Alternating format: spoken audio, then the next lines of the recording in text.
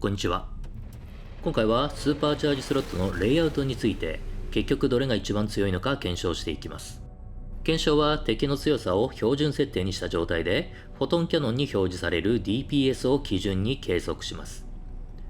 計測する状態は、ベースの DPS、スーパーチャージスロットのみを利用した DPS、そしてフォトンキャノンの全テクノロジーアップグレードを適切に配置した状態の DPS の3つです。主要なテクノロジーアップグレードは全て同一のものを使用するため、その部分による差はありません。ベースの DPS を何倍に伸ばせるのか、その倍率で順位を決めます。対象となるのは Z 字型、Y 字型、T 字型、三つ股型、L 字型、四角配置、スラッシュ型の7種類のレイアウトです。それではスーパーチャージスロットのみを利用した DPS の倍率ランキングを見ていきましょう。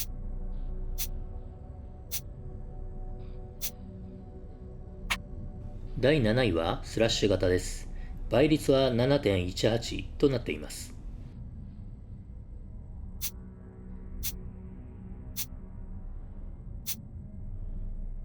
第6位は三つ股型です。倍率はほぼ同じ 7.18 です。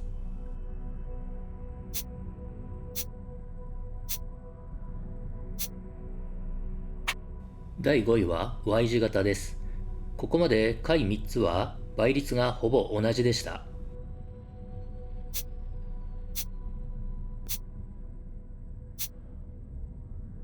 第4位は Z 字型です。倍率は 7.9 と大きく上昇しました。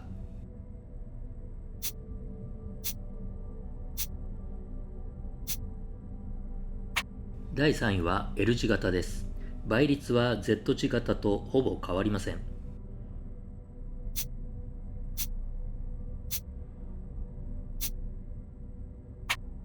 第2位は T 字型です。倍率は8を超えてきました。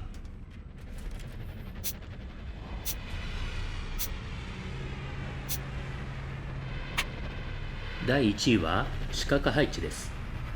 倍率は 8.68 と頭一つ抜けています。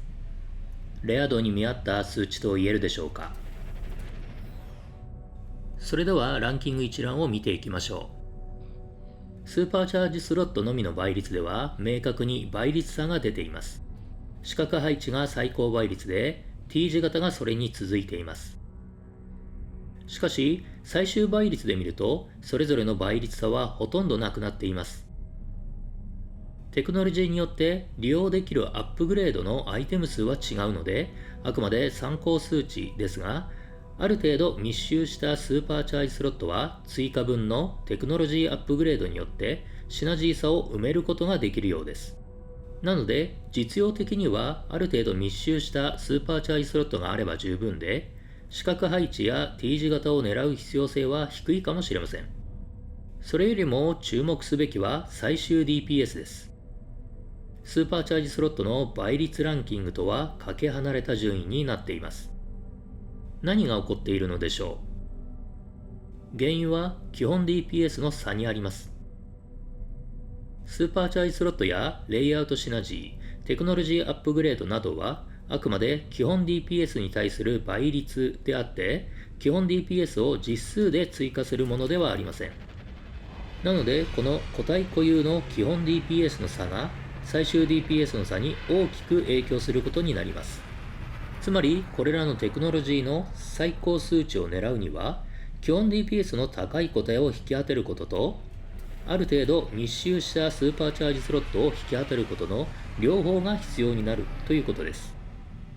ガチャ×ガチャ、ワクワクしますね。以上がスーパーチャージスロットのレイアウトについての検証でした。ガチャライフの参考になれば幸いです。それでは皆さん、良い旅を。